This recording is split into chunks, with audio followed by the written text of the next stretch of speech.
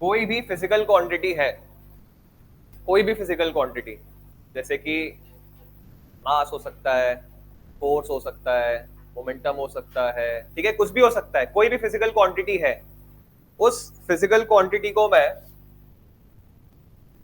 N into you बोल सकता हूं।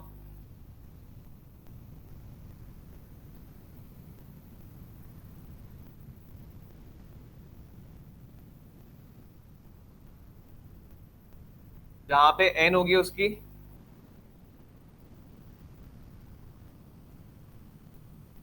न्यूमेरिकल वैल्यू एंड यू होगा उसका यूनिट। जैसे कि मैंने बोला मास इक्वल्स टू 1 kg, तो यहां पे मास क्या हो गया, x। अगर कंपेयर करूंगा तो मास क्या हो गया, x। 1 क्या हो गया उसका न्यूमेरिकल वैल्यू, kg क्या हो गया उसका यूनिट। तो इस तरीके से किसी भी फिजिकल क्वांटिटी को मैं n इंटू यू इस तरीके से लिख सकता हूं। क्लियर है बात?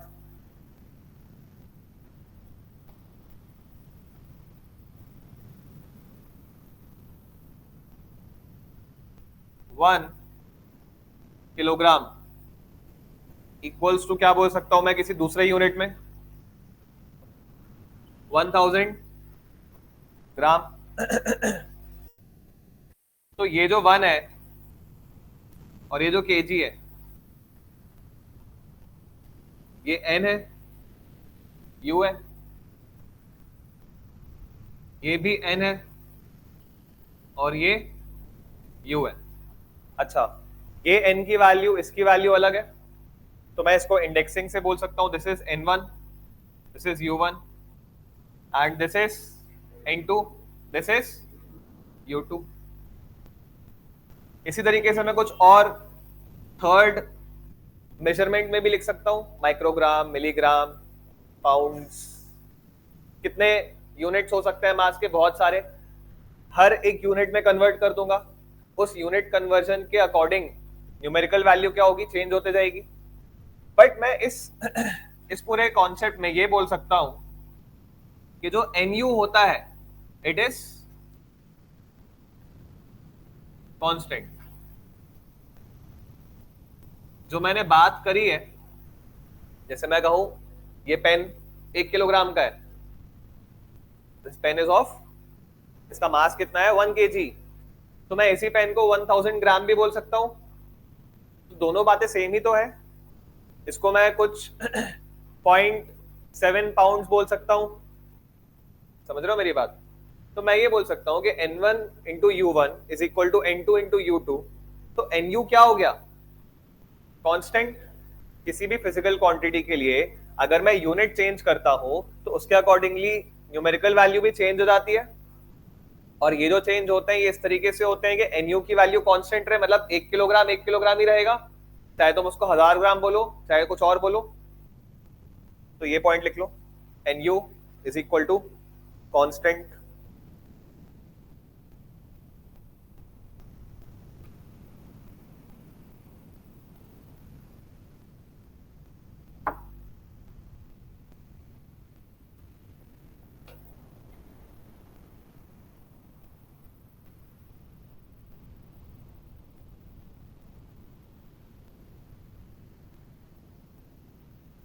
लिख भी सकते हो n1 u1 equals to n2 u2।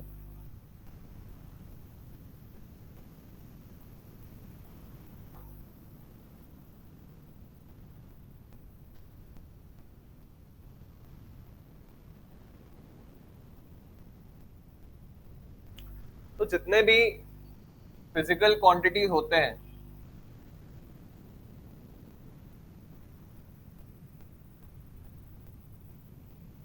वो दो तरीके के होते हैं। पहला होता है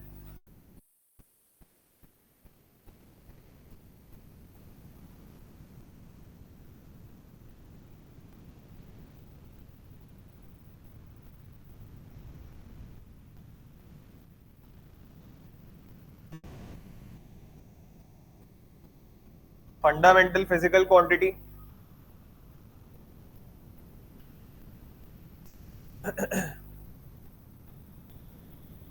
इसके बारे में लिखो क्या होते हैं ये physical quantities. Physical quantities which are independent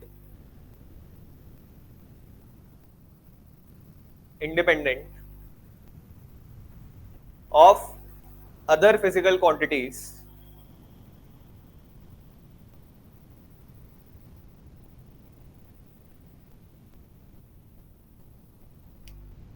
ठीक है and units of these physical quantities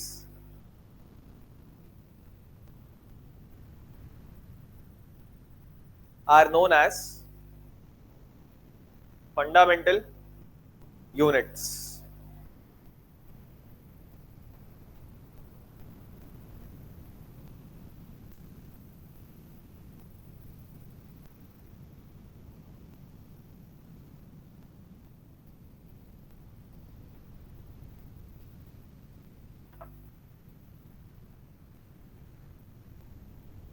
मैंने क्या बोला, वो फिजिकल क्वांटिटीज जो दूसरे फिजिकल क्वांटिटीज पे डिपेंड नहीं करते उनको हम क्या बोलेंगे, fundamental physical quantities. For example मैं बोलूं मास, मास तो मास जो है उसको डिफाइन करने के लिए क्या हमें कोई दूसरी फिजिकल क्वांटिटी चाहिए, नहीं चाहिए। तो मास एक क्या हो जाएगा, फंडामेंटल फिजिकल क्वांटिटी। ठीक है। फोर्स, फोर्स की डेफिनेशन क्या होती है, मास इनटू एक्सेलरेशन। तो फोर्स को डिफाइन करने के लिए हमें मास और एक्सेलरेशन दो अलग अलग क्वांटिटीज की जरूरत पड़ रही है। तो हम फोर्स को क्या बोलेंगे, ये वो फंडामेंटल फिजिकल क्वांटिटी नहीं है। ऐसी क्वांटिटीज को हम डिराइव्ड फिजिकल क्वांटिटीज बोलते हैं, आगे लिख लेंगे। बट क्लियर हुआ, फंडामेंटल फिजिकल क्वांटिटीज क्या होती है, बेसिक क्वांटिटीज है, इनके बेसिस पे बाकी की सारी क्वांटिटीज बनते हैं। ठीक है। तो ऐसे टोटल 7 फंडामेंटल फिजिकल क्वांटिटीज होते हैं। पहला है मास, इसका यूनिट क्या होता है, किलोग्राम। इसको डिनोट किससे करते हैं, केजी। दूसरा है लेंथ, इसका यूनिट क्या होता है, मीटर, डिनोट करते हैं एम से। तीसरा है टाइम, यूनिट होता है सेकंड, डिनोट करते हैं सेकंड से या एस से। फोर्थ है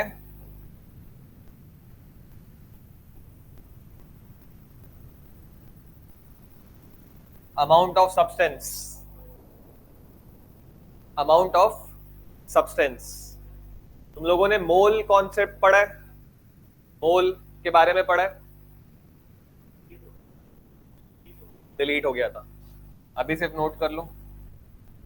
मोल से डिनोट करते हैं, सॉरी मोल लिखते हैं और एमओएल से डिनोट कर देते हैं।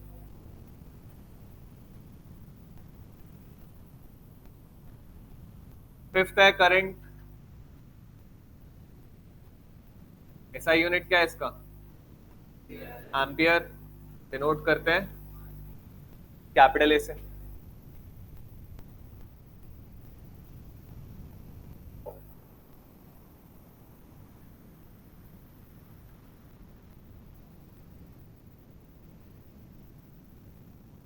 और क्या लगता है क्या होगा, टेम्परेचर, टेम्परेचर भी एक फंडामेंटल फिजिकल क्वांटिटी है।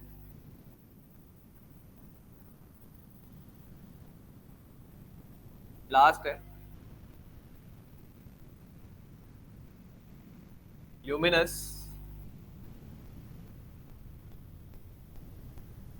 इंटेंसिटी,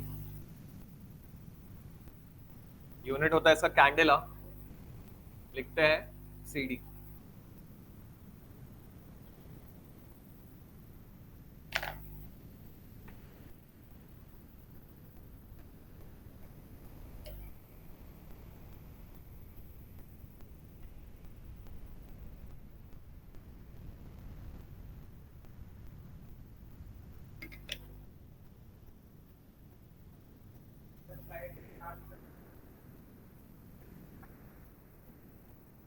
ये बोल रहा है कि जो करंट है उसको तो हम चार्ज अपॉन टाइम बोलते हैं, ठीक है। तो इस लॉजिक से तो करंट जो है वो डिराइव्ड होना चाहिए। Getting my point? करंट क्या होता है? Charge upon time. तो हमको यहाँ पे चार्ज को फंडामेंटल यूनिट बोलना चाहिए। बट होता क्या है फिजिक्स में, फंडामेंटल फिजिकल क्वांटिटी को डिटरमाइन करने के लिए एक इंपॉर्टेंट पैरामीटर होता है ईज ऑफ मेजरमेंट। क्या बोला मैंने? ईज ऑफ मेजरमेंट, कि हम किस क्वांटिटी को इजीली मेजर कर पा रहे हैं। तो हमेशा इलेक्ट्रिसिटी में या जब भी तुम पढ़ोगे या कभी एक्सपेरिमेंट करोगे तो चार्ज को मेजर करना बहुत टफ है कि कितना चार्ज फ्लो कर गया। It's very tough to measure that. तो बिकॉज हम चार्ज को मेजर नहीं कर सकते या चार्ज को मेजर कर सकते हैं, बट रिलेटिवली इजियर क्या है मेजर करना? करंट। तो इसलिए फंडामेंटल क्वांटिटीज में करंट को ले लिया गया। मतलब करंट को हमने लिया है because of ease of measurement. कहीं पे छोटा सा नोट डाल सकते हो।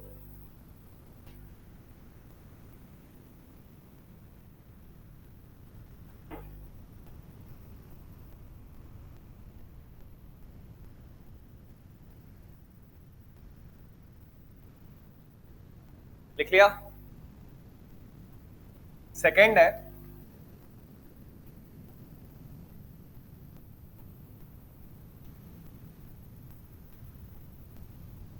Derived physical quantity.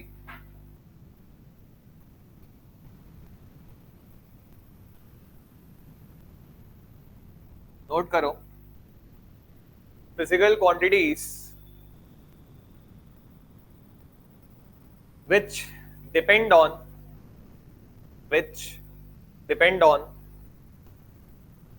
other physical quantities।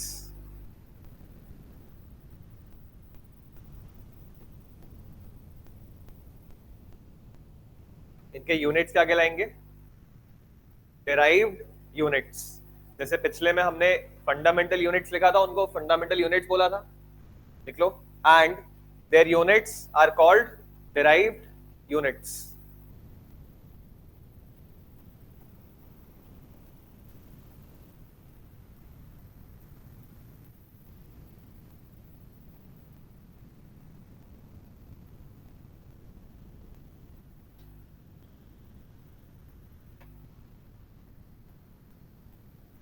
Speed क्या होता है? Distance upon time. तो जो स्पीड है वो क्या हो जाएगा? डिराइव्ड फिजिकल क्वांटिटी, क्योंकि स्पीड किस पे डिपेंड कर रहा है?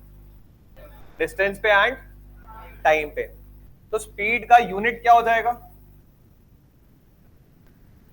मीटर पर सेकेंड। तो स्पीड एक डिराइव्ड फिजिकल क्वांटिटी है एंड ये उसकी डिराइव्ड यूनिट है मीटर पर सेकेंड। तुम यहां पे देखो, जो मीटर है वो क्या है? Fundamental unit. सेकेंड क्या है? Fundamental unit. तो फंडामेंटल यूनिट्स के यूज से हमने एक दूसरी यूनिट डिराइव करी, तो इनको क्या बोलते हैं? Derived physical quantity. अभी हमने फोर्स की बात करी। क्या होता है फोर्स? Mass into. तो फोर्स का यूनिट लिखते हैं। मास का यूनिट क्या है? किलोग्राम। एक्सेलरेशन का, ये डैश का मतलब तुम्हें कुछ टेक्स्ट बुक्स में ऐसा लिखा मिलेगा, कुछ टेक्स्ट बुक्स में तुमको इस तरीके से लिखा मिलेगा। तो ये डैश का मतलब भी प्रोडक्ट ही होता है, किलोग्राम इंटू मीटर। कभी डॉट मिल जाता है, कभी डैश मिल जाता है, तो these are one and the same things, अलग अलग टेक्स्ट में अलग अलग तरीके से लिखते हैं। तो फोर्स की जो यूनिट है वो किस पे डिपेंड कर रही है, किलोग्राम पे, मास पे और सेकंड पे। तीनों ही क्या है, फंडामेंटल यूनिट्स। तो हम डिराइव्ड यूनिट्स के बारे में क्या बोल सकते हैं कि ये वो यूनिट्स होते हैं जो फंडामेंटल यूनिट्स पे डिपेंड करते हैं।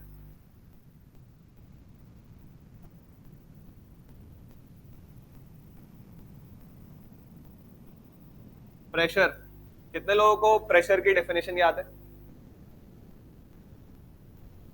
हैंड रेज करो, कितने लोगों को प्रेशर याद है, प्रेशर की डेफिनेशन क्या होती है?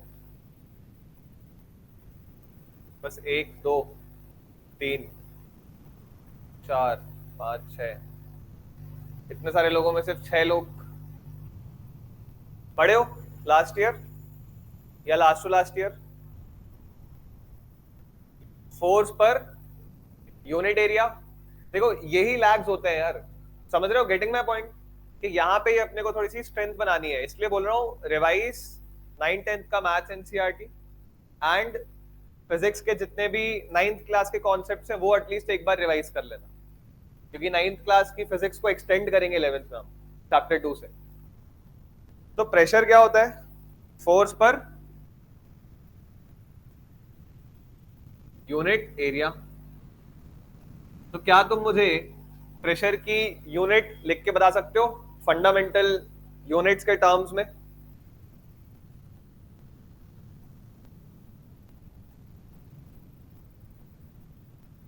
फोर्स की यूनिट ऊपर लिखी है, उसको डिवाइड कर देंगे किससे, एरिया की यूनिट से। एरिया की यूनिट क्या होती है, मीटर स्क्वायर।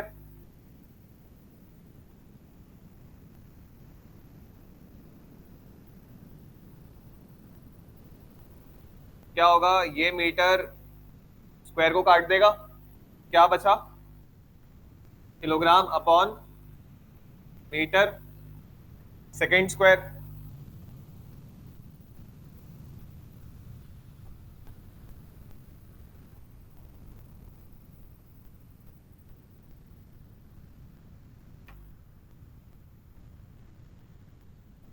कितने लोगों को पावर की डेफिनेशन याद है? अच्छे से हैंड रेस करो एक बार, जितने लोगों को पावर की डेफिनेशन याद है।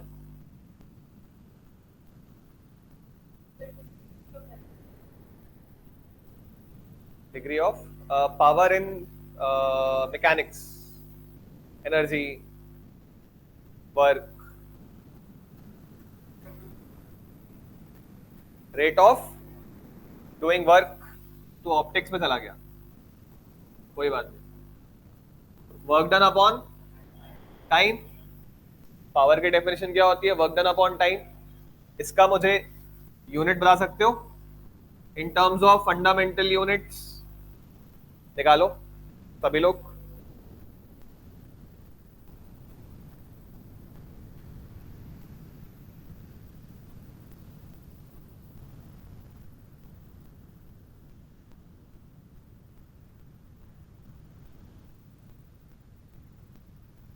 आ गया, कितना आ रहा है?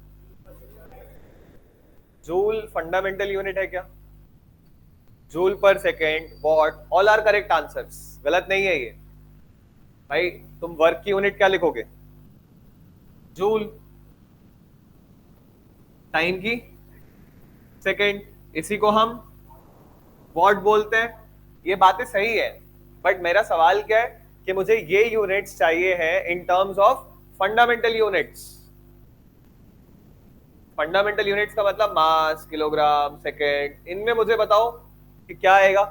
तो एक बात बताओ, वर्क डन क्या होता है, F into S,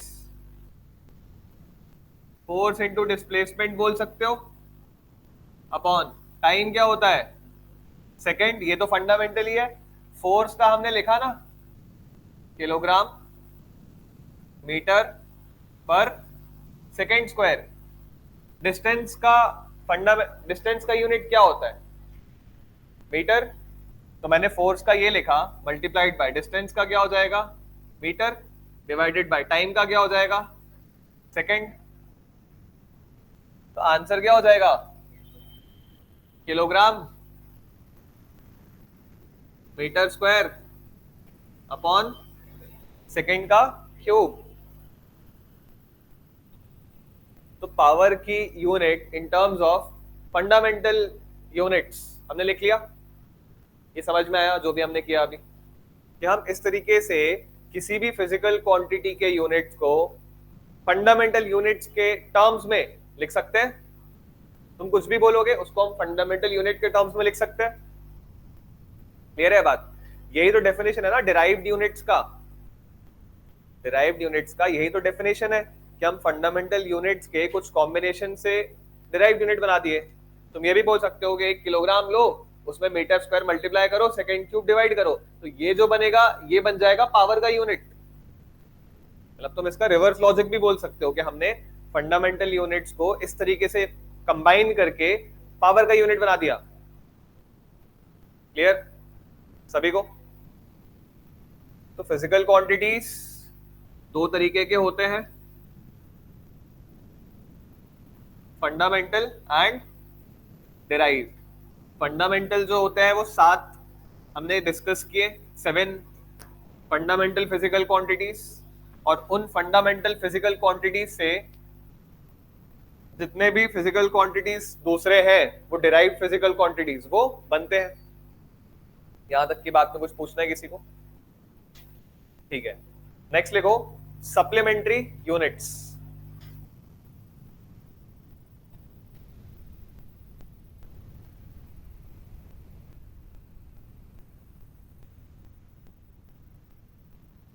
supplementary units, पहला है प्लेन एंगल।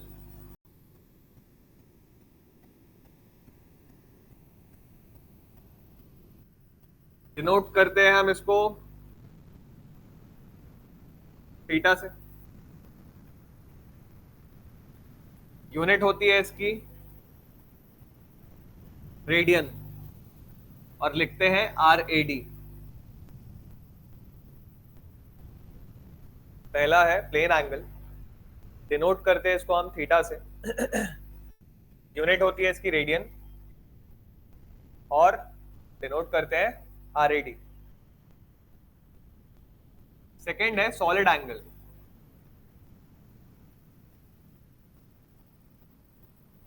डिनोट करते हैं अपन इसको सिग्मा से।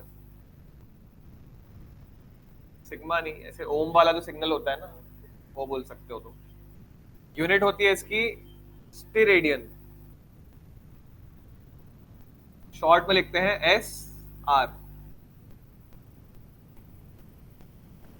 इसके बारे में फर्दर डिस्कशन जो है वो 12th में करेंगे जब इसका कुछ काम आएगा। अभी डिस्कस करके कोई फायदा नहीं, इसका काम हमें 12th में ही आएगा तो हम तभी डिस्कस करेंगे। प्लेन एंगल को डिस्कस करते हैं। सबने लिख लिया?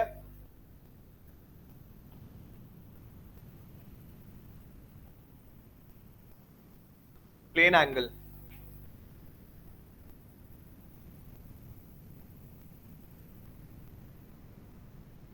कोई भी एंगल ड्रॉ करते हो, कोई भी एंगल ड्रॉ करते हो, ठीक है? तो मैं इसके लिए एक बात बोल रहा हूं, उससे तुम्हें कनेक्ट करना होगा। अभी तक हम क्या करते थे, डिग्रीज में डील करते थे कि 10 डिग्री, 20 डिग्री, 50 डिग्री, 100 डिग्री, ठीक है? हमारा जो डीलिंग था एंगल्स को लेके वो डिग्री में था। बट अब क्या होगा, हम रेडियन में डील करेंगे। कितने रेडियन? तो सिंपल है, डिग्री से रेडियन का ट्रांसलेशन कैसे होता है वो हमें पढ़ना है और थोड़ा समझना है कि what exactly is radian, radian आया कैसे। रेडियन में एक वर्ड रेडियस का फील आता है, रेडियन में एक वर्ड रेडियस का फील आता है, ठीक है? और रेडियस किसके लिए डिफाइंड होता है? सर्कल के लिए। तो किसी भी रेडियस को पकड़ो, टेक एनी रेडियस, यहां ले लो, यहां ले लो, फर्क नहीं पड़ता। ठीक है, तो एक सर्कल बन जाएगा। अब ये दो आर्म्स की वजह से एक बीच में सर्कुलर आर्क बनी। ये सर्कुलर आर्क सेंटर पे कितना एंगल सबटेंड करती है? थीटा। और वही एंगल दो आर्म्स भी सबटेंड कर रही है। एक ही बात है, मैं दो अलग अलग तरीकों से बोल रहा हूं। मैं कह रहा हूं दोनों आर्म्स के बीच में एंगल कितना है? थीटा। अब मैं कह रहा हूं उस सर्कुलर आर्क ने सेंटर पे कितना एंगल सबटेंड किया? सबटेंड किया मतलब बनाया। उस सर्कुलर आर्क ने सेंटर पे कितना एंगल सबटेंड किया? थीटा। दोनों एक ही बात है, ठीक है। सपोज ये आर्क लेंथ एल है, ये लेंथ कितनी है? एल। एंड इस सर्कल का रेडियस है आर। थीटा हो जाएगा angle subtended bye arc at the centre. L हो जाएगा क्या? Arc length. एंड आर क्या है? रेडियस। तो मैं ये बोल सकता हूं कि जो थीटा होता है वो होता है एल अपॉन आर। जो थीटा होता है वो होता है एल अपॉन आर। और ये जो थीटा की वैल्यू आएगी, ये वैल्यू आती है रेडियन में। मतलब ये डिग्री में आंसर नहीं आएगा, ये वाला आंसर डिग्री में नहीं, रेडियन में आएगा। इसको ऐसे समझो कि सपोज दो आर्म्स है, ठीक है। कितना एंगल है अभी? 0, ठीक है। आर्क भी कितनी है? आर्क लेंथ कितनी है? 0। दोनों 0 है। अब मैंने ये आर्म को ऐसे उठाना चालू किया, तो तुम अगर इस वाली टिप पे फोकस करो, चलो उल्टा कर देते हैं, ब्लैक, इसकी टिप पे फोकस करो, तो ये टिप जो है ये क्या ट्रेस कर रही है? एक सर्कुलर आर्क को ट्रेस कर रही है। अच्छा, जैसे जैसे सर्कुलर आर्क की लेंथ बढ़ती जाएगी वैसे वैसे एंगल की वैल्यू भी बढ़ रही है। तो मैं यहां पे कोरिलेशन बना सकता हूं ना, theta and length of arc का, कि आर्क लेंथ बढ़ रही है तो उसके करस्पॉन्डिंग थीटा भी बढ़ रहा है। तो वो कोरिलेशन ये है, theta is equal to l upon r. अच्छा, एक और चीज यहीं पे सुन लो, फिर अपन इसको नोट भी कर लेंगे। रेडियस क्या है इसका? सर्कुलर, ये सर्कुलर आर्क का रेडियस क्या है? पेन के बराबर। पेन के बराबर? अरे ये पेन की जो लेंथ है वही तो रेडियस हो जाएगा। ये पेन को पकड़ के घुमा दो, ऐसे सर्कल बन रहा है, तो इस सर्कल का रेडियस क्या है? पेन के बराबर, ठीक है। अब देखो, जो आर्क लेंथ है, क्या तुम्हें लग रहा है अभी पेन के बराबर हो गई है? क्या तुम्हें लग रहा है अभी पेन के बराबर हो गई? नहीं, वो पेन के बराबर थोड़ा यहां कहीं होगी। अब जो आर्क लेंथ दिख रही है ये हो सकता है पेन की लेंथ के बराबर हो। तो क्या ये 1 डिग्री दिख रहा है? Is this 1 degree? 1 डिग्री तो इतना छोटा सा होगा। 90 डिग्री ये है, तो 45 डिग्री यहां कहीं होगा। Getting my point? तो मैं ये कह रहा हूं कि अगर लेंथ रेडियस के बराबर हो जाए तो थीटा की वैल्यू क्या मिलेगी? 1 यूनिट रेडियन। समझ आया? What is 1 radian? What is 1 radian? Angle subtended by an arc length equal to radius. अगर मैं ये बोलता हूं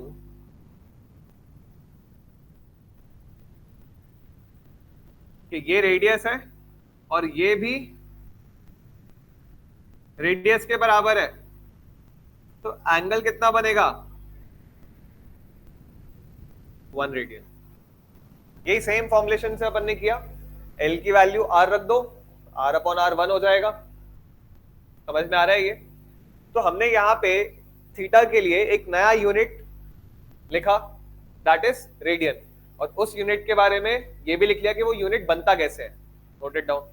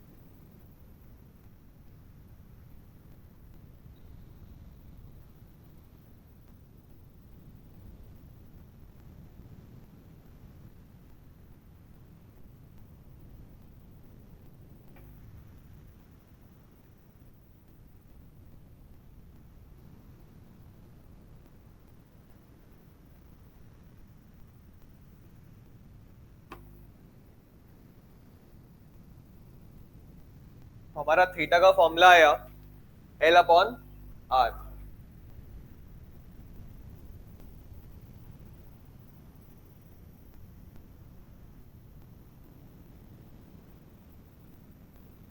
एक सर्कल में अगर मैं ये कहता हूं कि मैं एक फुल रोटेशन करता हूं, अगर मैंने एक सर्कल में पूरा रोटेशन कंप्लीट कर दिया, तो जो लेंथ ऑफ आर्क है वो क्या हो जाएगी? 2 पाई आर।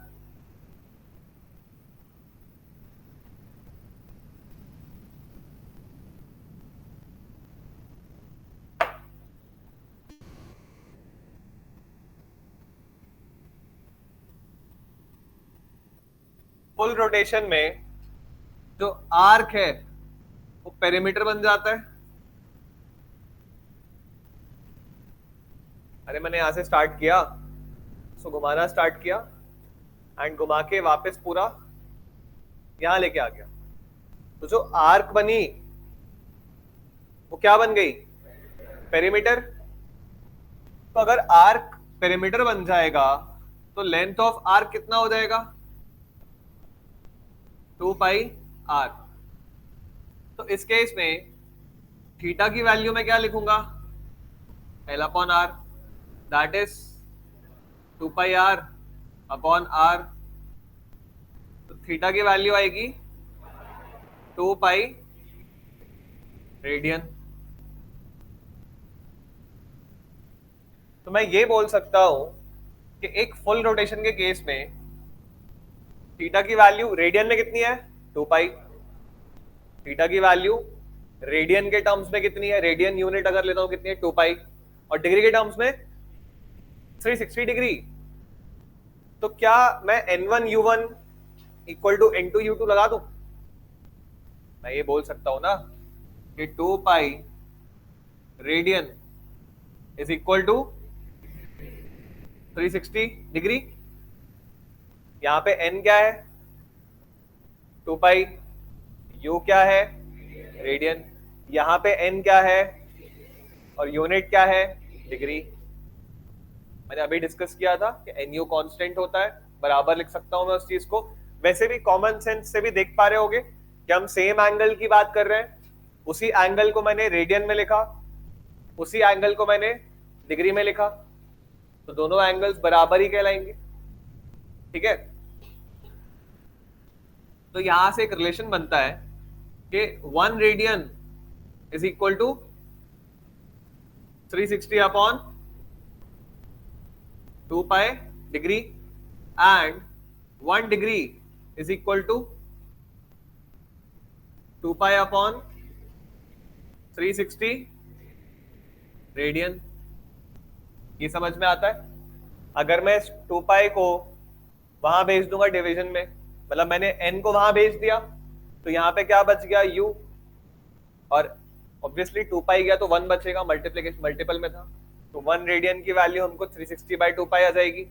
और इसी तरीके से मैं 360 को अगर यहाँ भेजता हूँ, मतलब इसका न्यूमेरिकल वैल्यू यहाँ भेजता हूँ, तो यहाँ 1 डिग्री बचेगा, तो ये आ जाएगा। तो दोनों रिलेशंस क्लियर है? ये यूज होते हैं ट्रांसलेट करने के लिए अलग अलग एंगल्स को। ये हमारा मेन रिलेशन है, ये उससे अपन ने डिराइव किए, नोट कर लो इसे।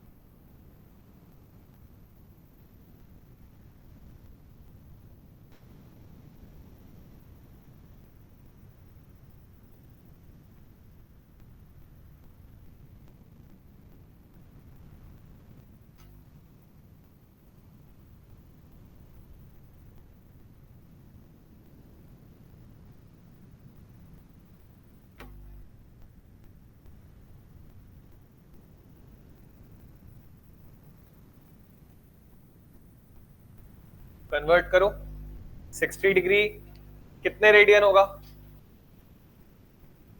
60 डिग्री कितने रेडियन होगा?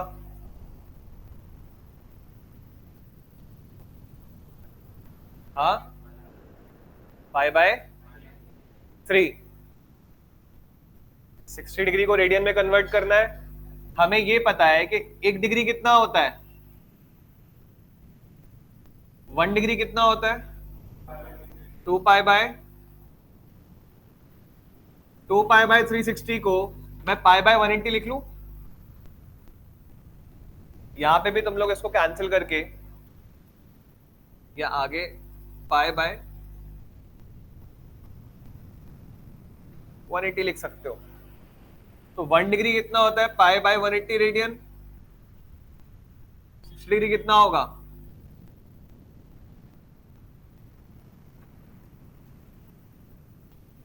इंटू 60 कर देंगे, तो आंसर क्या आ जाएगा?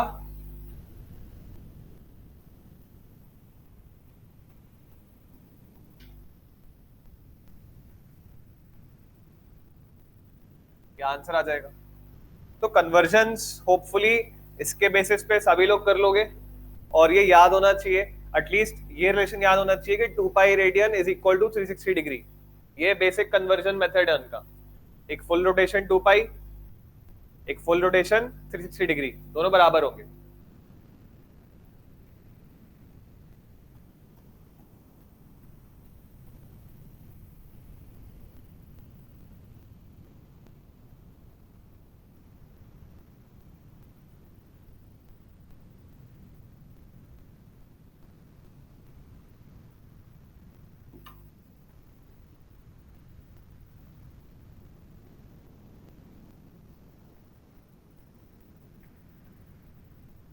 ये क्वेश्चन पहले देखिए कहीं, b equal to u plus 80 सबने देखी होगी, ठीक है। अब इस इक्वेशन में कितने टर्म्स हैं? 3। कितने टर्म्स हैं मैथमेटिकली मैं बोलूं तो पहला टर्म ये है, दूसरा टर्म ये है, तीसरा टर्म भी ये है। तो मैंने ये बोला कि ये वाला physical quantity is equal to ये वाली फिजिकल क्वांटिटी प्लस ये वाली फिजिकल क्वांटिटी, ठीक है। अगर मैं तुमसे बोलता हूं कि बताओ मुझे 2 किलोग्राम प्लस 3 किलोमीटर कितना होगा, तो क्या इस बात का कोई सेंस है? मैंने क्या बोला, 2 किलोग्राम प्लस 3 किलोमीटर, कोई भी सेंस है? Can we move ahead? इस बात पे आगे कुछ डिस्कशन कर सकते भी है? नहीं, सेंसलेस बात है, मेक्स नो सेंस। हाँ, अगर मैं तुमसे ये बोलता 2 किलोग्राम प्लस 3 किलोग्राम, तो बेसिकली अगर हमें न्यूमेरिकल वैल्यू n ऐड करनी है तो unit has to be same, unit has to be same, ठीक है। सिंपल सी बात है कि यहां पे हमने ये वाली फिजिकल क्वांटिटी एंड ये वाली फिजिकल क्वांटिटी को ऐड कर रखा है इक्वेशन में, तो जो यूनिट इसका होगा वही यूनिट इसका भी होगा, वही यूनिट इसका भी होगा। प्लस माइनस करते हैं, अरे यू को यहां माइनस भी भेज सकते हो, v minus u is equal to 80 भी बोल सकते हैं। हम इस इक्वेशन में कहीं भी कुछ भी कॉन्फिडेंटली लेके मूव करते थे ना, क्यों कर पाते थे? बिकॉज यूनिट्स जो है वो सभी के सेम है। बिना यूनिट सेम हुए हम टर्म्स को ऐड या सब्ट्रैक्ट नहीं कर सकते, लेकिन मल्टीप्लाई डिवाइड कर सकते हैं, लेकिन मल्टीप्लाई डिवाइड कर सकते हैं। तुम अगर इस यूनिट को ऑब्जर्व करो तो यहां पे a का और t का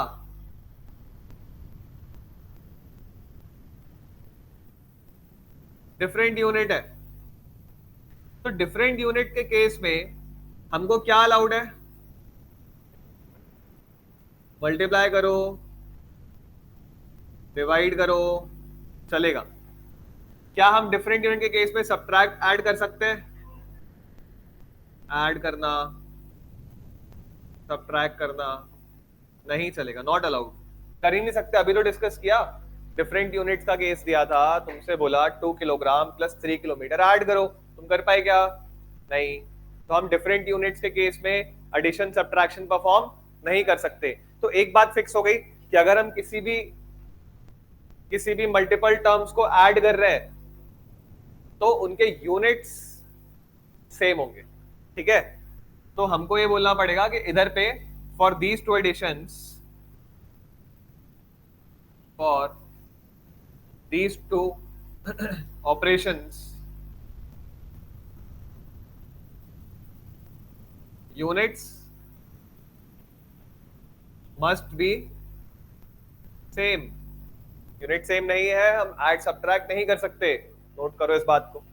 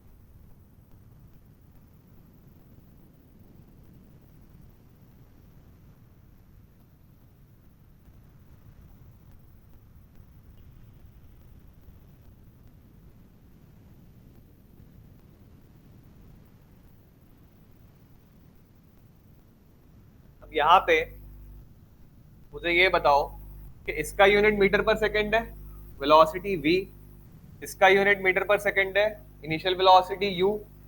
इसमें हम यूनिट एक बार निकाल के चेक कर लेते हैं कहीं गलत तो नहीं पड़ा। तो मीटर पर सेकेंड स्क्वायर होगा एक्सेलरेशन का यूनिट मल्टीप्लाइड बाय टाइम, तो ये कैंसिल आउट हो जाएगा। तो फाइनली तुमको क्या मिला? मीटर पर सेकेंड, सेम यूनिट ही आया ना, तभी हम उसको ऐड कर पा रहे। क्लियर है बात सभी को? कुछ डाउट तो नहीं है इसमें जो डिस्कस किया?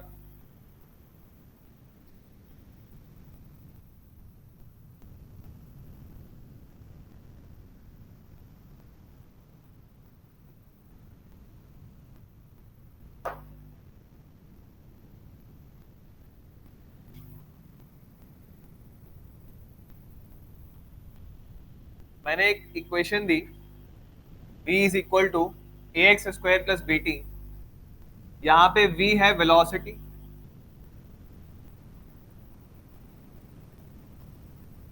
x है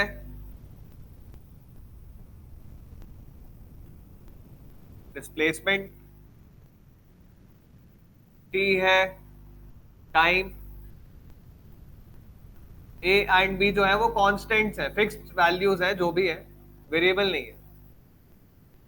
तो हमको ए एंड बी के यूनिट्स बताने हैं।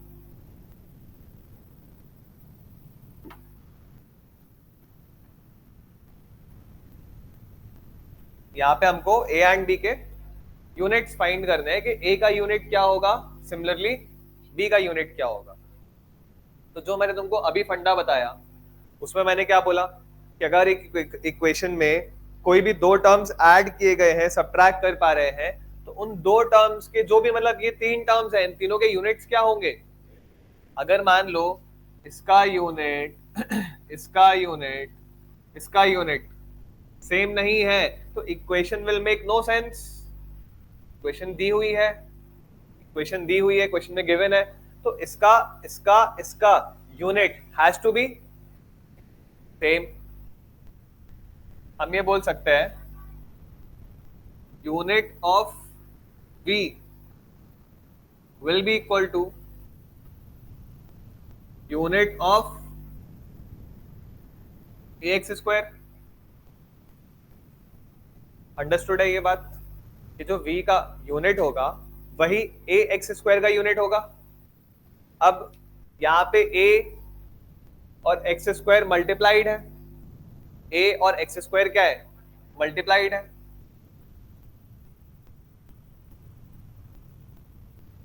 Unit of v is equal to unit of a multiplied by unit of x square. ये बोल सकता हूं मैं a को, जैसे हमने पिछले क्वेश्चन में 80 किया था, 80 का यूनिट निकाला था, तो 80 का यूनिट निकालने के लिए क्या किया था, a का यूनिट लिख दिया था और उसको मल्टीप्लाई कर दिया था t के यूनिट से, मीटर पर second square multiplied by t। तो वही सेम चीज मैंने यहाँ पे वर्ड्स में लिखी, थोड़ा सा एलैबोरेट करके लिख रहा हूं। तो यहां से जो यूनिट ऑफ a है उसको मैं क्या बोल पाऊंगा, unit of v upon unit of x square.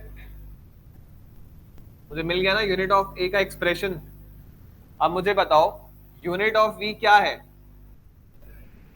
Metre पर second. Unit of x square क्या है, मीटर स्क्वायर। यही यूनिट ऑफ a होगा। तो इसको सिंप्लीफाई करोगे तो मीटर और मीटर स्क्वायर कैंसिल हो जाएगा, तो आंसर क्या मिलेगा, 1 upon metre second.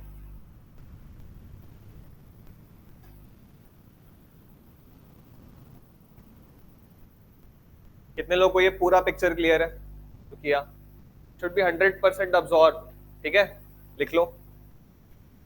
Similarly unit of b calculate करो, क्या आ रहा है। हाँ,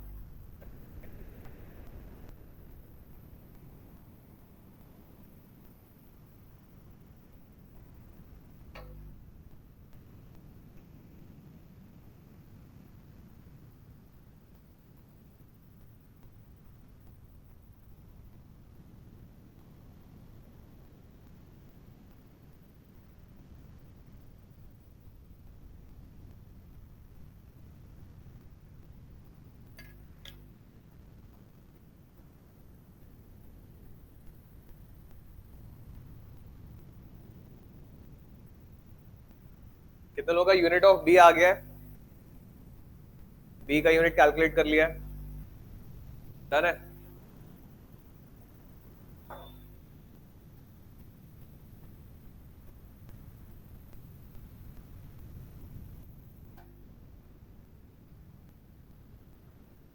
देखो ये तो एक तरीका हो गया लिखने का, स्कूल में एग्जाम में ऐसे लिखोगे, इतना डिटेल में जाओगे, या पहली बार समझ रहे हैं इसलिए अपन ने डिटेल्स में लिखा।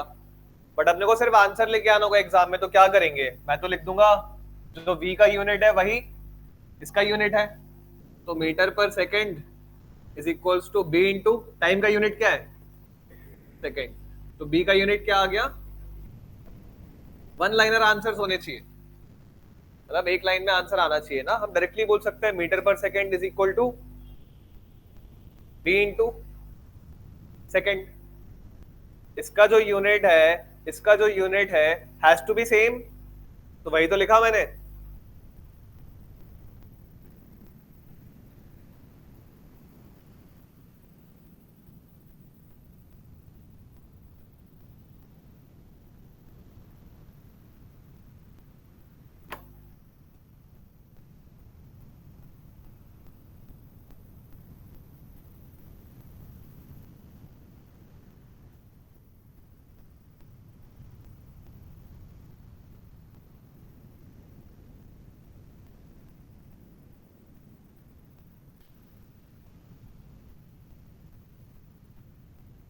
नेक्स्ट इक्वेशन है हमारी P इज इक्वल्स टू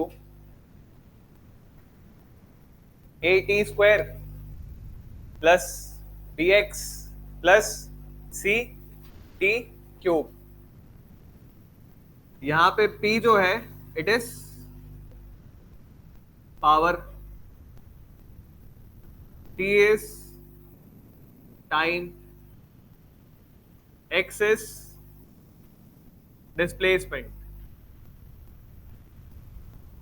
हम और A B C जो है वो कांस्टेंट्स है। Find units of A B and C।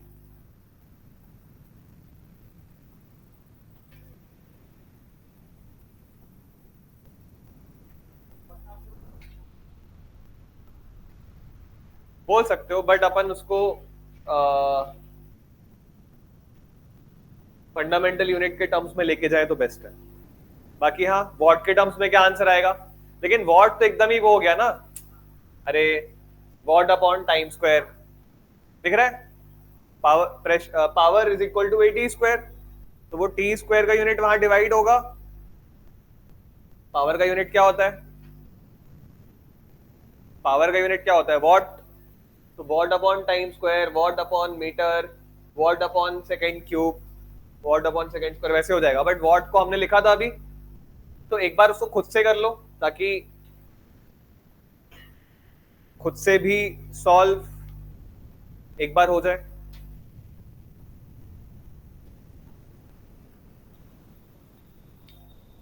देखो अभी हम यूनिट्स पढ़ रहे हैं, जैसे ही हम डायमेंशंस में मूव करेंगे ना हमें सारे आंसर्स फंडामेंटल यूनिट्स में लेके आने ही पड़ेंगे, तो वो अभी से करो। सारे आंसर्स को फंडामेंटल यूनिट्स में लेके आना ही पड़ जाएगा। पीछे से वॉट को देख के सिर्फ लिख दिया वो मत करो, एक बार निकाल लो, उसके बाद इजी है।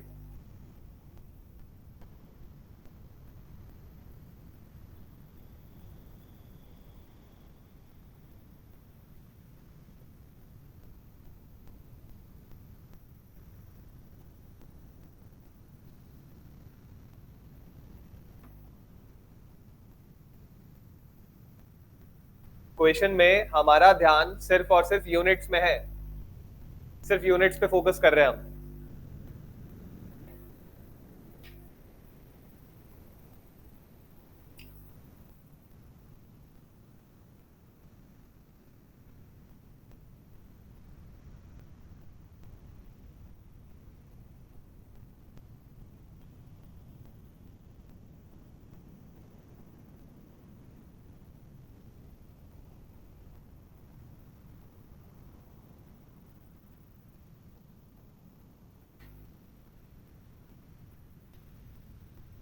कितने लोगों का हो गया सॉल्व?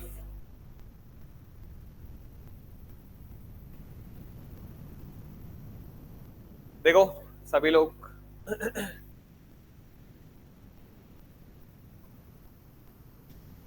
जो पावर की यूनिट है वही यूनिट इस टर्म की होगी, वही यूनिट इस टर्म की होगी एंड वही यूनिट इस टर्म की होगी। सारे जो टर्म्स हैं चारों, उनकी यूनिट सेम होगी। अब इन चार टर्म्स में हमारे पास एक ही टर्म ऐसा है जिसकी यूनिट नोन है, दैट इज पावर। बाकी तो हमको पता नहीं।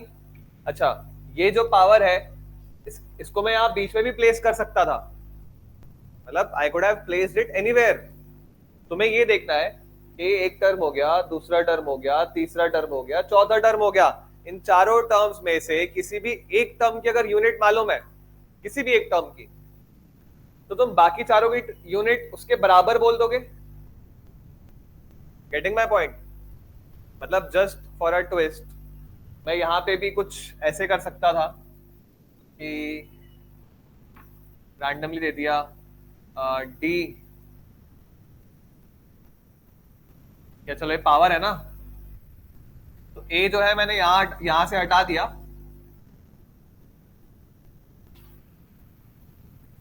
पावर भी मत बोलो इसको, कुछ और बोल दो, कुछ तो भी नया है, ए एक्स, और यहां पे मैंने एक्स टी स्क्वायर लिखा हुआ है, मतलब डोंट राइट इट, बस सुन लो। सपोज ऐसा क्वेश्चन देता मैं, अब इस क्वेश्चन में तुम्हें क्या करना पड़ता, ये वाला टर्म मालूम है क्या, नहीं मालूम, अरे ए तो कुछ दिया ही नहीं ना, कांस्टेंट बोल दिया है, उसी के बारे में पूछा है, ये वाला टर्म मालूम है क्या, हाँ। तो इस क्वेश्चन में हमारे पास इन चार टर्म्स में से सिर्फ ये वाले टर्म का यूनिट नोन है, तो इसके यूनिट को कैलकुलेट करते और इसी के यूनिट को बाकी तीन टर्म्स में भी चिपका देते, यहाँ इसका भी वही होगा, उसका भी वही होगा। Getting my point? क्या लिखा था यहाँ, ए। तो पावर का यूनिट क्या होता है, हमने डिस्कस किया, work done upon time. Work done क्या होता है, force into displacement upon time. Force क्या होता है, mass into acceleration into displacement upon time. अब हमको सबकी यूनिट्स पता है, मास का यूनिट क्या होगा, किलोग्राम, एक्सेलरेशन का क्या होगा, मीटर पर सेकेंड स्क्वायर, डिस्टेंस डिस्प्लेसमेंट का क्या होगा, मीटर, टाइम का क्या होगा, सेकेंड। तो आंसर क्या आ गया, किलोग्राम मीटर स्क्वायर पर सेकेंड क्यूब। ये हमको मिल गया प्रेशर का यूनिट, पावर का यूनिट, ठीक है, पावर का यूनिट मिल गया। यही यूनिट जो है वो एटी स्क्वायर का भी होगा, तो मैं क्या करूंगा, एटी स्क्वायर के लिए kilogram metre square upon second cube will be is equal to a into time का क्या है यूनिट, सेकेंड स्क्वायर, तो ए का यूनिट क्या आ गया, सेकेंड की पावर 5।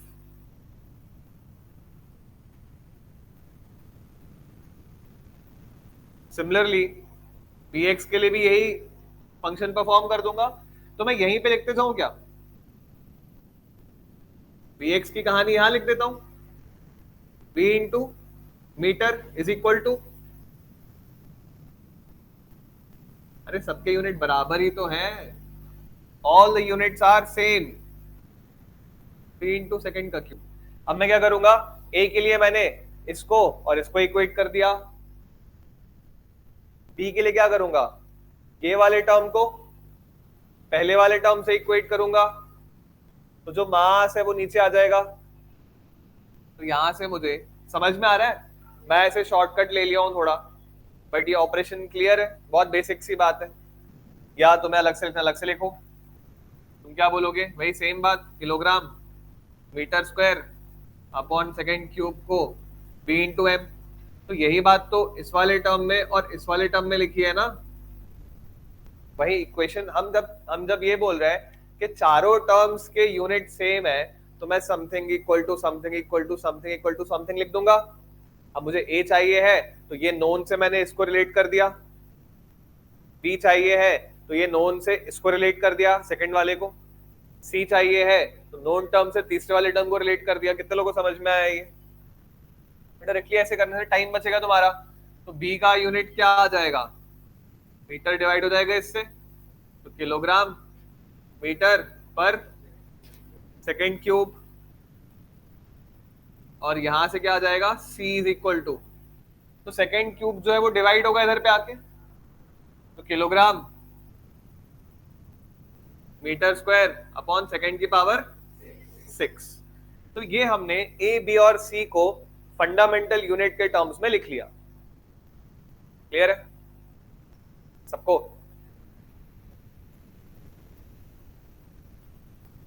अगर मैं तुमको इसी क्वेश्चन में ये बोलता कि न्यूटन के टर्म्स में बताओ, मैं यूनिट में कुछ भी प्ले कर सकता हूं।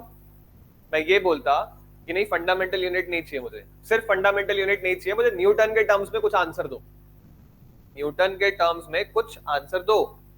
तो तुम क्या करते, यहां पे अपन ने इस वाले स्टेप में न्यूटन को किल कर दिया। अरे किलोग्राम यही तो न्यूटन है, तो इसको किल करेंगे क्या? नहीं, इसको बचा लेंगे। तो क्या करेंगे?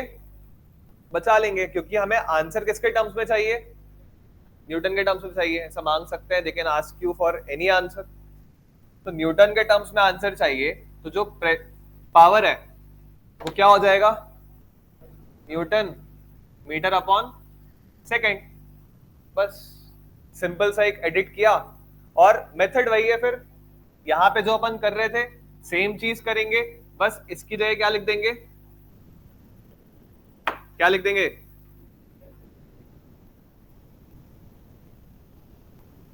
Getting my point? तो ए क्या आ जाता? Newton metre upon second cube. B क्या आ जाता? न्यूटन पर सेकेंड। सी क्या आ जाता? न्यूटन मीटर अपॉन सेकेंड की पावर 4। समझ में आ रहा है कि नहीं?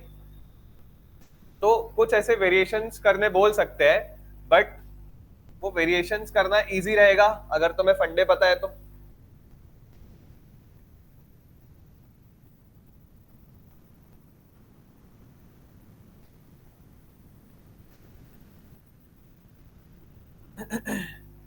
कभी कभी क्या होता है, जैसे इसके डायरेक्ट क्वेश्चंस नहीं आते। यूनिट्स जो है, ये अभी अपन ने एक टॉपिक पढ़ा क्या? यूनिट्स। यूनिट्स अपना हो गया, ठीक है। तो यूनिट्स के डायरेक्ट क्वेश्चंस नहीं आते कि तुमसे वो ऐसे क्वेश्चन देंगे कि बोल दिया कि पावर के बताओ फंडामेंटल यूनिट के टर्म्स में, इस टाइप से क्वेश्चन आते नहीं। बहुत बेसिक सी बात है ना, सब बना लेंगे। देखो JEE wants to filter students.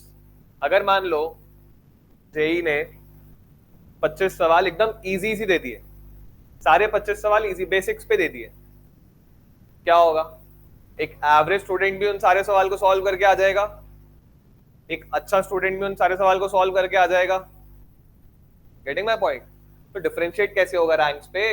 सबकी रैंक 1 आ जाएगी ना भाई, 1 लाख लोगों की रैंक 1। कौन जाएगा आईआईटी? अब फिर लड़ाई करोगे वहां जाके, फर्स्ट जो पहले पहुंच गया छू टच द ग्राउंड थोड़ी चलेगा, जिसने पहले छू दिया वो घुस जाएगा अंदर।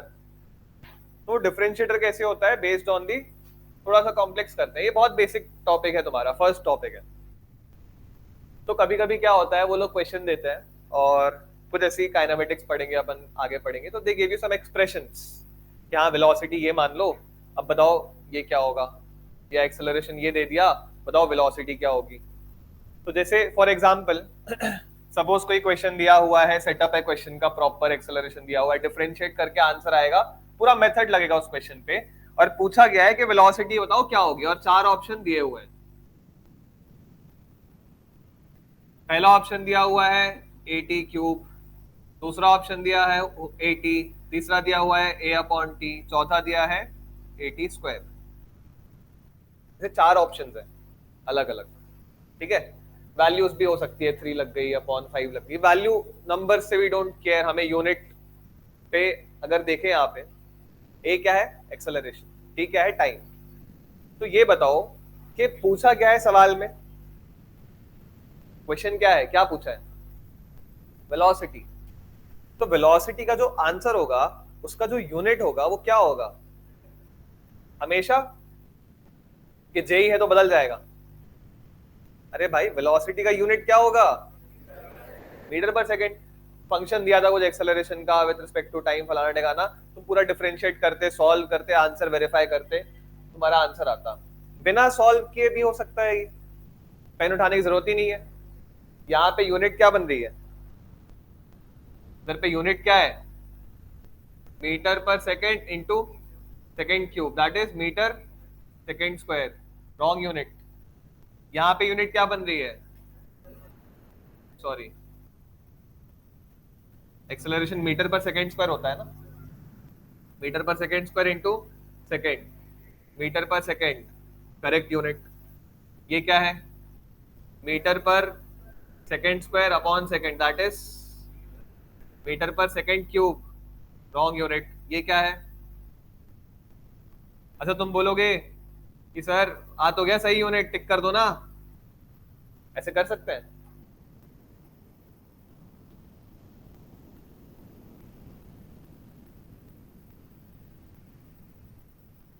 हम बी ऑप्शन में आ गया तो टिक कर देंगे क्या? अरे भाई मान लो एक और ऑप्शन है जिसकी यूनिट वही बन जा रही है, फिर फिर हमको ये फिल्टर हो गया कि चलो ऑप्शन ए नहीं है, सी नहीं है, बट बी या डी में से कोई एक है, तो उस केस में हमें क्वेश्चन को सॉल्व करना पड़ जाएगा। उस सिनेरियो में हमें क्वेश्चन को सॉल्व करना पड़ जाएगा। बट मैं कह रहा हूं कि अगर ऐसा क्वेश्चन है तो यहां पे तो साफ साफ दिख रहा है ना भाई कि एक ही ऑप्शन है जिसकी यूनिट वेलोसिटी आ रही है, वेलोसिटी की यूनिट आ रही है, तो इस केस में तुम बिना सॉल्व किए 15 सेकंड में आंसर दे सकते हो, सॉल्व भी नहीं करना पड़ा, आंसर भी आ गया। इस मेथड को क्या बोलते हैं, एलिमिनेशन। क्या बोलते हैं, ये मेथड कभी कभी यूनिट एंड डायमेंशन में लगता है, मतलब इट गेट्स अप्लाइड समटाइम्स, लग जाता है। ग्राफ्स में लगता है, ग्राफ वाले जो क्वेश्चंस होते हैं फिजिक्स में उनमें लग जाते हैं, क्योंकि ग्राफ्स अलग अलग होंगे, तो तुम ग्राफ में क्या करते हो, एलिमिनेट करते हो। तुमको मान लो बोला कि इसका ग्राफ कैसा होगा, तो तुम ग्राफ प्लॉट करने थोड़ी बैठ जाओगे, तुमको एक ग्राफ आइडिया लग जाएगा थ्रू कॉन्सेप्ट्स। अब उस आइडिया के बेसिस पे तुम क्या करोगे, चेक करोगे ऑप्शन ए में हाँ ये गड़बड़ है, ये ग्राफ नहीं होगा, ऑप्शन बी में ये गड़बड़ है, ये ग्राफ नहीं होगा, सी में कुछ गड़बड़ नहीं दिख रहा, डी में ये गड़बड़ है, ये ग्राफ नहीं होगा, तो बचा गया सी। आंसर क्या हो जाएगा, सी। तो जो मेथड ऑफ एलिमिनेशन है वो कभी कभी लग जाता है यूनिट डायमेंशंस के केस क्वेश्चंस में, या यूनिट एंड डायमेंशंस का कॉन्सेप्ट किसी दूसरे चैप्टर के सवाल में कभी कभी फिट हो जा रहा है। यहाँ पे अपन ने सवाल किसका था, काइनेमेटिक्स का, तो भी फंक्शन दिया था, डिफरेंशिएट करना था, वेलोसिटी फंक्शन निकालना था, वही पूछा हुआ था, हमने लगा क्या दिया, यूनिट एंड डायमेंशंस, उससे भी आंसर आ रहा है। तो इनडायरेक्टली बहुत जगह लग जाता है, ठीक है। तो ये इसका यूज केस होता है, हम साल में डिस्कस करेंगे कुछ क्वेश्चंस जहाँ पे, मतलब कुछ पूछे हुए क्वेश्चंस जहाँ पे यूनिट एंड डायमेंशन का एलिमिनेशन लग रहा होगा। तो यूनिट्स की कहानी क्लियर है। दो तीन बातें हैं इंपॉर्टेंट, फंडामेंटल यूनिट्स क्या होते हैं, डिराइव्ड यूनिट्स को हम फंडामेंटल यूनिट्स के टर्म्स में कैसे लिख सकते हैं, क्लियर। फिर अगर कोई इक्वेशन दिया हुआ है तो उसमें मान लो 2 4 6 जितने भी टर्म्स हैं, अगर वो ऐड किए हैं सब्ट्रैक्ट किए हैं, तो हर एक इंडिविजुअल टर्म की यूनिट क्या होगी, सेम। तो उन इंडिविजुअल टर्म्स में से जिस भी टर्म का यूनिट नोन है उसको पकड़ लो और बाकी को इक्वेट करते जाओ उसके, और जो भी पूछे हैं अननोन को निकालते जाओ। समझ में आया, ये बातें क्लियर। जब तुम सवाल लगाने स्टार्ट करोगे इस चैप्टर के, तो हो सकता है जैसे मैंने पावर की बात की, प्रेशर डिस्कस किया, फोर्स डिस्कस किया, ये सब नोन हमारे फिजिकल क्वांटिटीज हैं। बट अब क्या होगा, फिजिकल क्वांटिटीज बहुत सारे आएंगे, you will find some new physical quantities जिनके बारे में तुमने नहीं पढ़ा है। 2 सालों में पढ़ाई करोगे ना अभी, तो धीरे धीरे नए फिजिकल क्वांटिटीज से एक्सपोज होते जाओगे, ठीक है। तो सपोज कोई ऐसा फिजिकल क्वांटिटी अभी आता है जो तुमने नहीं पढ़ा है, तो क्या कर सकते हो, उस फिजिकल क्वांटिटी का यूनिट या उसकी डेफिनेशन, यूनिट डेफिनेशन दो चीज ही पढ़ोगे, क्वेश्चन तो करने लग नहीं जाओगे, ठीक है। तो उस फिजिकल क्वांटिटी की यूनिट या डेफिनेशन को इंडेक्स के थ्रू कहीं लिख लेना। जैसे सवाल आया तो वहीं सवाल में इंडेक्स पे सर्च किया तो टॉर्क आ गया, टॉर्क क्या होता है देख के लिख लो वहां पे। ये सिंपली सर्च कर सकते हो, but I don't recommend searching, phone और स्क्रीन से दूर रहो, एकदम बंद करो उस चीज को, ठीक है। तो इस तरीके से अगर कोई अननोन फिजिकल क्वांटिटी आती है तो you have to search and write and move ahead, आगे बढ़ते जाओ, क्लियर। नेक्स्ट लिखो, dimensions.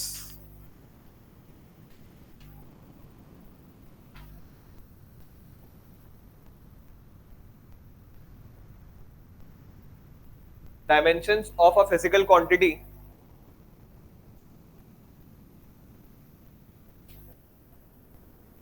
are the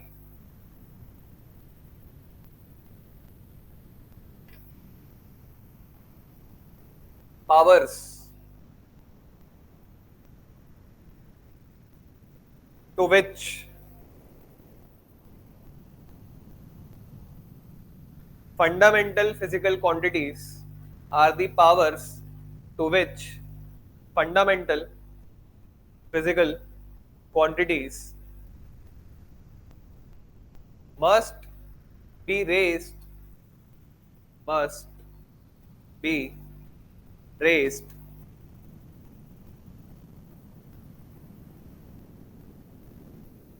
to express the given physical quantity, to express the given physical quantity.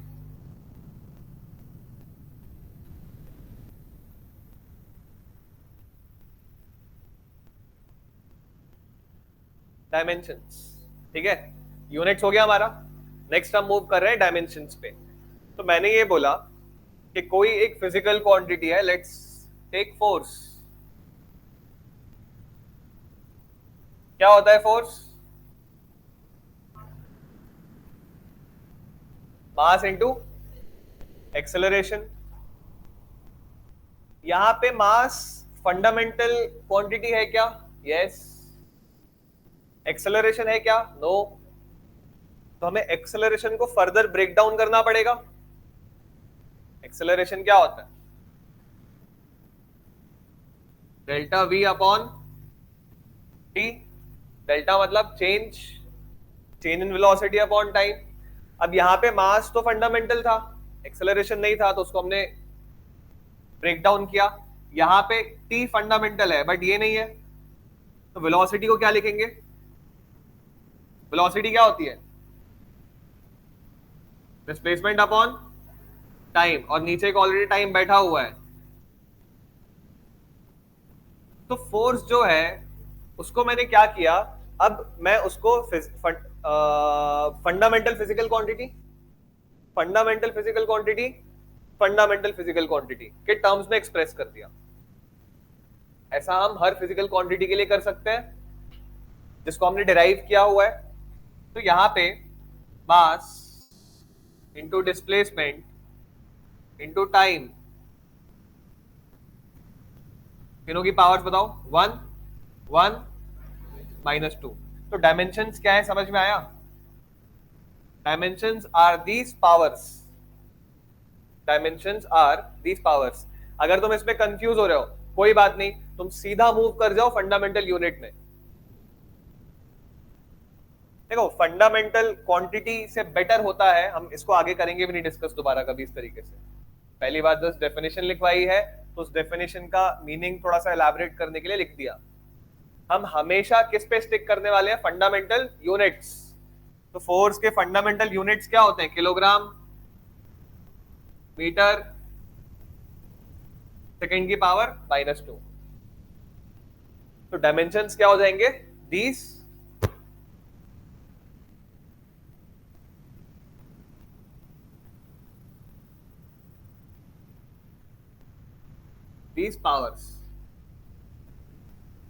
powers are the dimensions। लिख लो इसको।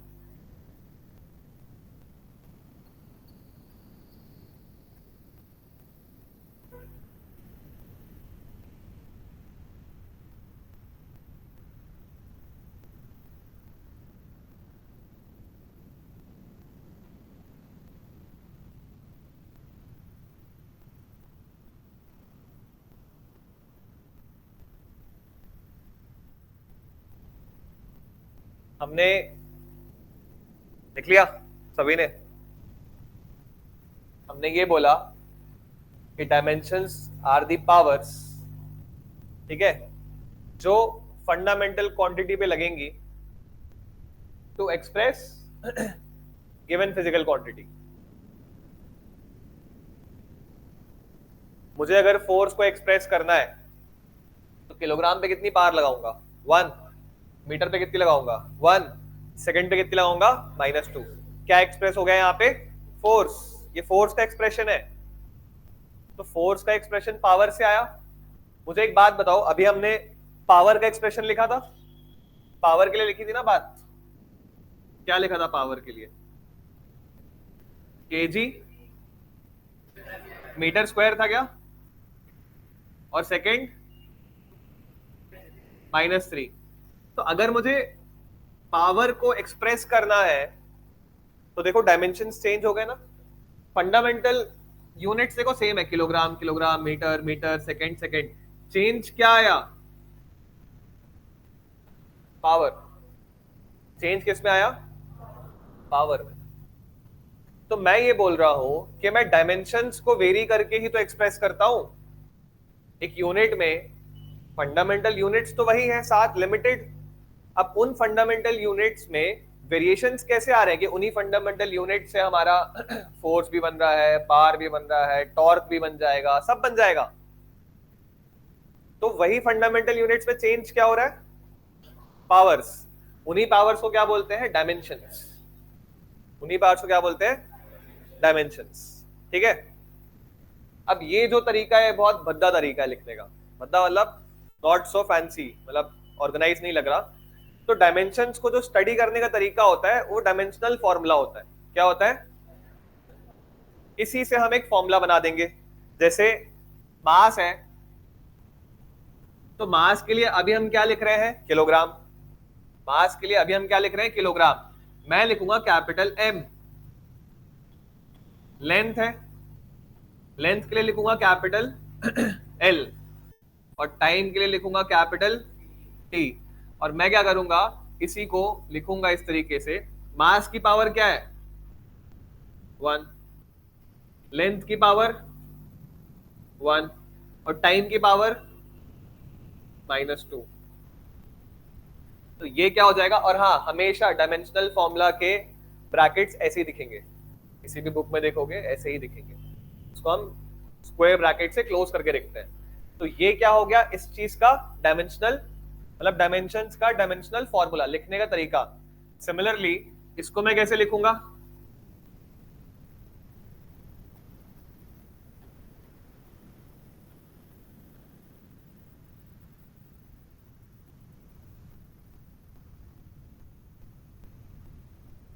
इसमें भी पावर 1 जो होती है उसको अपन लिखते नहीं है, अपन इसको MLT-2 ये लिख देंगे। MLT-2, टी की पावर -2। नीचे था ना टी स्क्वायर, नीचे टी स्क्वायर है, टी स्क्वायर ऊपर जाएगा क्या हो जाएगा, अरे 1/t² को मैं क्या लिखूंगा, टी की पावर -2। ठीक है। इसलिए एक बार रिवाइज करो, 9th-10th की समरी पूरी रिवाइज कर लो। ये बेसिक बात है, 8th क्लास में भी पढ़ते हैं इसको अपन। जब भी डिनोमिनेटर की पावर, अगर डिनोमिनेटर में अगर पावर x है तो ये वाले टर्म को ऊपर भेज देते हैं, और पावर जो है वो x की जगह -x हो जाती है। सिमिलरली हम ऊपर से नीचे भी ट्रैवल कर सकते हैं, टर्म्स को न्यूमरेटर से डिनोमिनेटर, डिनोमिनेटर से न्यूमरेटर ट्रैवल करा सकते हैं पावर का साइन फ्लिप करके। ठीक है, पढ़ा है ना ये। इसका डायमेंशनल फॉर्मूला क्या हो जाएगा, तो ML2T-3।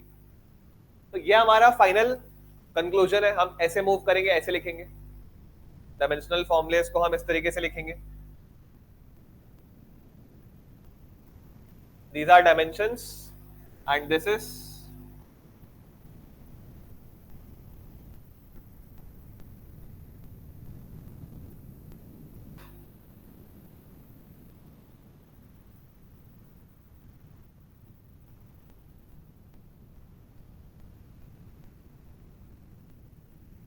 क्लियर है, कुछ पूछना है इसमें।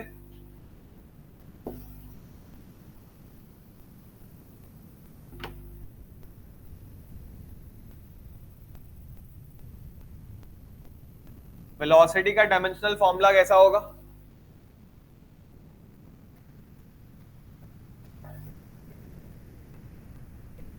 हाँ ऐसे हैंड रेस करके बोला करो, L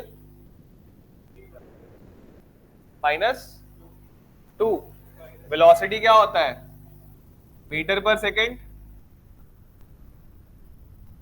ठीक है कोई बात नहीं, ये हो जाएगा।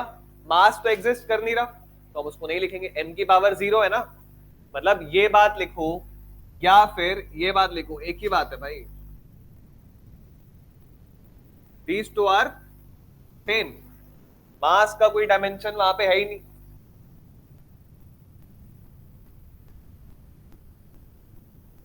एक्सेलरेशन का क्या हो जाएगा,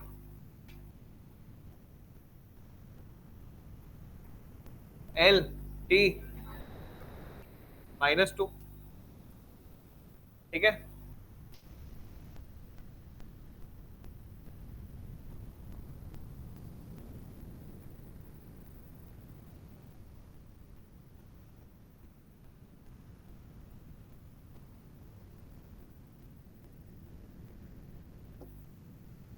तो जो डायमेंशनल फॉर्मूला होता है इसके 3 यूज केस होते हैं। पहला लिखो यूजेस, पहला लिखो to check dimensional correctness to check dimensional correctness of an equation.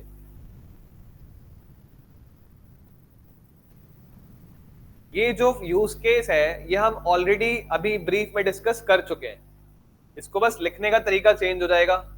जैसे कि इक्वेशन है v equals u plus AT, तो अगर इस इक्वेशन को डायमेंशनली करेक्ट होना है, मैं करेक्ट होने की बात ही नहीं कर रहा, मैं ये बोल ही नहीं रहा कि सही है गलत है, नो डिस्कशन, वो हम बात ही नहीं कर रहे हैं। मैं ये बोल रहा हूं अगर इस इक्वेशन को डायमेंशनली करेक्ट होना है तो जो डायमेंशनल फॉर्मूला इसका है वही डायमेंशनल फॉर्मूला इसका आएगा और वही डायमेंशनल फॉर्मूला इसका आएगा। अच्छा एक और बात, डायमेंशनल फॉर्मूले का बेसिस क्या है, यूनिट। हम डायमेंशनल फॉर्मूले को लिख कैसे रहे हैं, यूनिट। तो व्हेन आई एम सेइंग कि इसका इसका इसका डायमेंशनल फॉर्मूला सेम होना चाहिए, तो क्या ये बात इंप्लाइड है कि इसका इसका इसका यूनिट सेम होना चाहिए। तो दीज आर सेम थिंग्स, कुछ अलग बहुत नई बात नहीं बोली मैंने। तो डायमेंशनल करेक्टनेस बस एक वर्ड आ गया नया, सेम बात का, बात वही है कि तीनों के यूनिट्स सेम होने चाहिए। तो मुझे बताओ कि इसका यूनिट क्या है, मीटर पर सेकेंड। इसका यूनिट क्या है, मीटर पर सेकेंड। इसका यूनिट क्या है, मीटर पर सेकेंड। लेकिन हम ऐसे लिखेंगे अगर, तो वो गलत हो जाएगा स्टेटमेंट, क्योंकि मैंने क्या बोला था कि हमें चेक क्या करना है, डायमेंशनल करेक्टनेस। तो मीटर पर सेकेंड की जगह मैं क्या लिखूंगा, इसका डायमेंशनल फॉर्मूला क्या है, LT -1। इसका डायमेंशनल फॉर्मूला क्या है, LT -1। सिमिलरली इसका क्या है, LT -1। अब इनको इक्वेशन में भी रख देंगे, हम बोलेंगे देखो LT -1 is equal to LT -1 plus LT -1। तो इक्वेशन में तीनों टर्म्स का डायमेंशन सेम, मतलब ये मत करना कि 2 इंटू LT -1 कर दो, वो ये बात नहीं चल रही है, एक तो ऐड कर दो इन दोनों को। डायमेंशन तीनों के क्या है, सेम। तो हम इस इक्वेशन को डायमेंशनली करेक्ट बोल सकते हैं। Therefore, this equation is dimensionally correct। लिख लो इसे।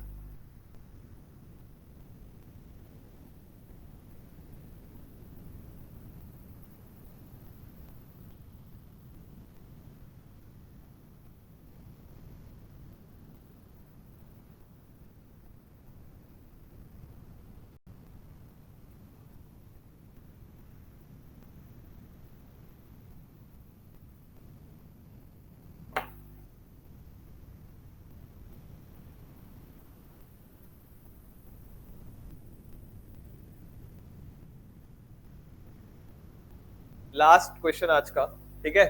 इसमें मैं लिखते जा रहा हूं, तुम लोग देखते जाओ। जो बातें हम कर चुके हैं वही लिखूंगा। इसका डायमेंशनल फॉर्मूला क्या है? डिस्प्लेसमेंट है ये। इसका डायमेंशनल फॉर्मूला लिखने के लिए मैं लिखूंगा u का डायमेंशनल फॉर्मूला क्या है? l इंटू टी की पावर -1 मल्टीप्लाइड बाय टी की पावर 1। इसका डायमेंशनल फॉर्मूला क्या हो जाएगा? हाफ का क्या डायमेंशनल फॉर्मूला होता है? नथिंग। कांस्टेंट का कोई डायमेंशन नहीं होता, कोई यूनिट नहीं है हाफ के पास। एक्सेलरेशन का क्या है? l टी की पावर -2 इंटू टी की पावर +2। तो यहाँ पे ये डायमेंशनल फॉर्मूला इससे मल्टीप्लाई अपन कर सकते हैं, ठीक है। तो ये तो हमारा यही रहेगा। यहाँ पे क्या होगा? l टी की पावर -1 +1, ये क्या हो जाएगा? l टी की पावर -2 +2। हमको फाइनली क्या मिला? लेंथ इक्वल्स टू, यहाँ पे टाइम डायमेंशन क्या हो गया? टाइम डायमेंशन मतलब टाइम की पावर क्या हो गई? 0। यहाँ पे भी टाइम की पावर क्या हो गई? 0। तो क्या ये इक्वेशन डायमेंशनली करेक्ट है? यस, यस, लिख लो इसे।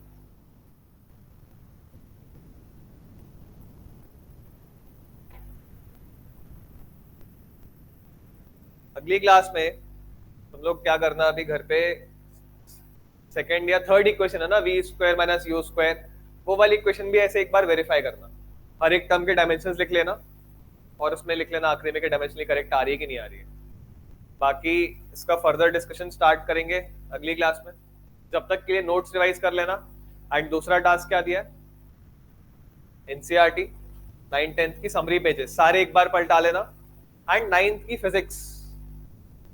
फिजिक्स रिवाइज कर लेना। सिर्फ इतना कि जो टर्म्स हैं उनकी क्या डेफिनेशंस थी, क्या फॉर्मुलेशंस थे, बस, ठीक है। इतना करके आना, फिर अपन इसको फर्दर आगे लेके चलते हैं।